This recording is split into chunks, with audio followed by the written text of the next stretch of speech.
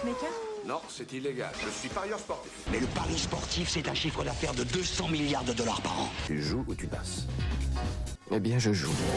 Le live Paris USC, la première émission 100% Paris universitaire présentée par Arthur et Mika. Bonjour, bienvenue dans votre émission 100% sport universitaire, le live Paris USC. Et comme pour chaque émission, je suis accompagné de mon expert sport qu'on ne présente plus. Bonjour Arthur. Et salut Mika. Bien installé? Très bien installé, j'ai pris une bonne chaise là, tu vois, je suis bien, c'est parti. Très bien, tant mieux. Alors comment on va présenter notre invité du jour? Alors la dernière émission on était un peu dans le côté friction, tension de la compétition. Et bah justement on va pas bouger de là, on va rester dans le domaine de la rivalité. Cette fois-ci on va aller du côté de l'EM Lyon avec le capitaine de la Horde, l'équipe de handball de l'EM Lyon, Benjamin Lesage. Et on va parler de la rivalité notamment avec Audencia. Donc ça s'annonce aussi mouvementé, donc si vous avez des questions à l'arrière des commentaires de Solutions, la page Facebook ou le compte Twitter avec le hashtag ParisUSC. Paris ESC, Paris gratuit, Law, News, Interview. Bonjour Benjamin Lesage, tu es capitaine de la Horde, équipe de handball de l'EM Lyon. Donc première question, comment va se passer cette compétition de l'OJO? Comment tu te sens à l'approche de cette compétition? Là écoute, pour OJO on envoie à peu près l'équipe 1. Mais j'avoue que l'objectif c'est pas forcément la compète de ce week-end, c'est plutôt la semaine prochaine. Étant donné qu'on va au Final Six.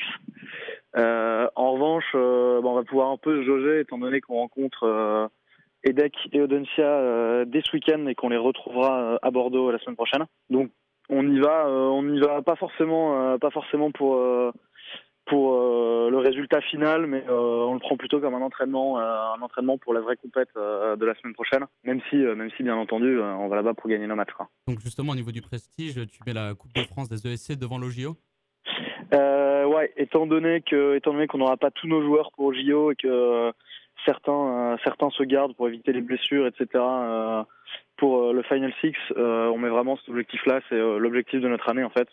Comme on a réussi à se qualifier pour les phases finales, c'est l'objectif numéro 1. Comment tu peux expliquer ce positionnement de certains joueurs de préférer de se préserver sur une compétition comme de France et des ESC et le JO où on reste vraiment sur une compétition un peu d'entraînement? À mon avis, c'est parce qu'il y a quand même les phases qualificatives qui durent. Donc on a eu 2 tours avant, et donc c'est une compétition qui dure plus dans le temps. Et c'est vrai qu'on a le temps de plus se préparer, de voir les échéances arriver, et surtout il y a un peu plus de prestige parce que on s'est qualifié pour la phase finale, tandis qu'au JO on est invité. Donc même si on va jouer la compète à fond, on la met comme un objectif secondaire derrière le Final Six. Ouais, par exemple, pour le Challenge Écricom, des écoles comme Kedge Marseille vont privilégier le Challenge Écricom parce qu'il y a la ferveur des supporters. Là, c'est justement le cas avec l'OJO. Il y a notamment un affrontement entre vos supporters et ceux d'Audencia. Est-ce que c'est pas plus savoureux, par exemple, de battre Audencia lors de l'OJO que lors de la Coupe de France des ESC? Ce sera surtout savoureux au niveau de l'ambiance. J'avoue que là, pour l'instant, on commence à bien se chambrer avec Audencia, notamment avec nos différents événements Facebook pour les COP, les chants, etc. sur le trophée de l'ambiance. Bah d'ailleurs, je te propose d'écouter un petit extrait qui va peut-être te rappeler quelque chose.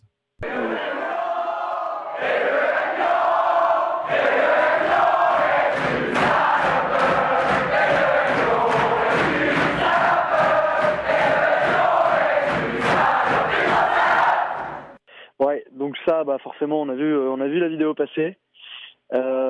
Nous derrière, on a un petit peu répondu. On s'est pas abaissé à faire une vidéo de provocation comme ça peut être le cas chez Audencia.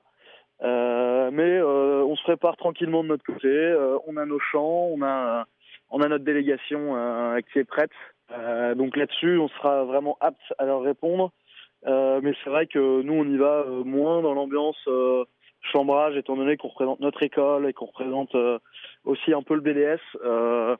On essaye un peu de calmer le jeu et pas que ça parte en insultes uniquement. Et après, ça pourrait partir en conflit, ce qui serait un peu dommage parce que l'OJO c'est plus une compétition sportive à la base. Donc on va essayer de leur répondre sur le terrain à ce niveau-là. Mais justement, au niveau du chambrage, moi j'avais le président lors d'une dernière interview, le président de l'OJO qui nous disait qu'il y avait un vrai chambrage entre Audencia et l'EM Lyon, mais comment c'est né en fait J'avoue qu'on ne sait pas trop, à mon avis, c'est que l'an dernier c'était les 2 délégations les plus motivées et qui faisaient le plus de bruit, même si l'an dernier l'EM on n'était que entre guillemets 130. Cette année, on sera 100 en plus, donc on aura plus de moyens de rivaliser avec Audencia. Et c'est vrai que nous, normalement, notre rivalité, elle est plus contre Grenoble, étant donné qu'il y a le derby qui joue tous les ans en novembre depuis 3 ans maintenant. Mais là, Grenoble n'étant pas invité... Justement, je vais rebondir sur ce que tu dis. Il y a une pétition en ce moment qui tourne sur les réseaux sociaux pour demander à ce que Grenoble remplace Audencia. T'en penses quoi de cette pétition? Est-ce que pour toi, justement, Grenoble est plus légitime qu'Audencia à l'OJO?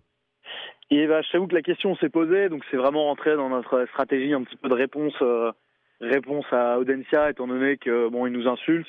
Nous, on leur répond d'une attaque un peu basse, c'est vrai, sur les classements des écoles de commerce pour les chambrer aussi, étant donné qu'eux sont passés donc derrière Grenoble et même 9e dans certains classements.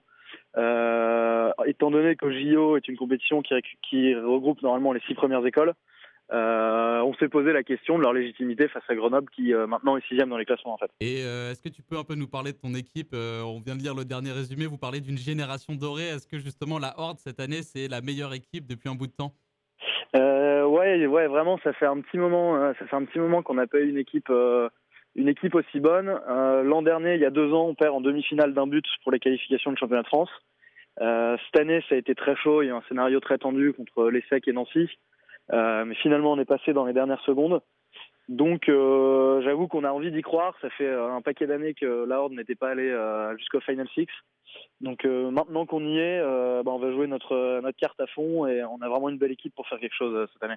Si un match pourrait compter pour toi au niveau de cette compétition, quelle équipe tu voudrais prendre en grosse équipe? Forcément, ça va être Audencia, vu la rivalité qui est née entre les deux écoles. D'autant que ce match va se jouer dans le gymnase de l'EDEC, donc pas au gymnase annexe, et que il y aura très probablement la majorité des 2 délégations dans les tribunes. Donc le match va être et en tribune et sur le terrain, et ce sera un bon moment pour se jauger pour le Final Six aussi de la semaine suivante. Et la dernière question, est-ce que tu as un message particulier à transmettre à tes adversaires avant le début de la compétition? Je peux leur conseiller de pas nous sous-estimer. C'est pas parce qu'on est passé tout juste Final Six que ça va être une partie de plaisir pour eux. Et en revanche, ça peut être un avantage pour nous justement si nous prennent de haut, on pourra les cueillir à froid dès le début du match. Benjamin, le message est passé. Et puis je te remercie beaucoup d'avoir participé à l'émission du live Paris USC. Avec plaisir. Plaisir. Allez, ciao. Au revoir. Ciao. Paris USC, une autre façon de jouer.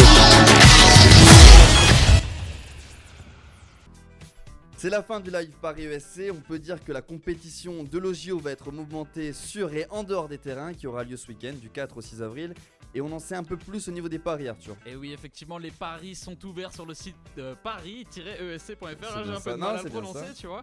Et les codes seront apparentes. Il suffit de vous inscrire, c'est très très simple. Vous cliquez sur les codes, vous avez le choix entre les paris simples ou les paris multiples pour les plus ambitieux.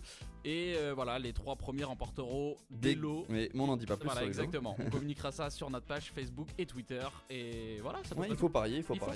Oui, monsieur. C'est déjà la fin de l'émission, comme je l'avais dit. Et puis n'oubliez pas, avec Paris ESC, c'est une autre façon de jouer. Paris ESC, Paris gratuit, lot, news, interview.